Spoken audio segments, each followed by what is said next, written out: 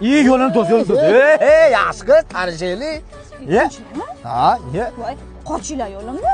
Nomeringizni bering, yoqib qoldingiz. Yigitim bor, hozir telefon qilib chaqiraman, kelib dabdalanglar chiqarib ketadi, xo'pmi? Dabdalamizni? Ha. Telefon qil. Ha. Hozir.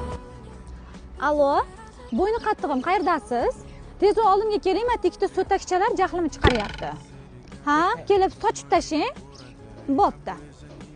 Bo'yni qattig'im deydimi? Hozir kelsa borib bo'ynidan shunaqa bo'g'aman. Bo'ynini zo'raman. Yo'q. Ha. Men ana bo'yniga uraman, bo'ynida qarzlari ham uzilib ketadi. Undan tashqari ana meni bo'ynimda qarzlarni ham uni bo'yniga o'tkazib yuboraman. Bo'ldi, kesin Kesin hozir. Ana, yigitim kelyapti.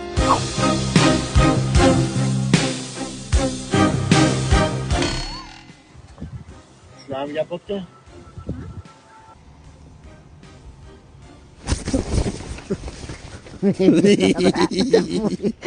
Sen buni hali bo'ynidan ushlab bo'g'ib uraman dedi.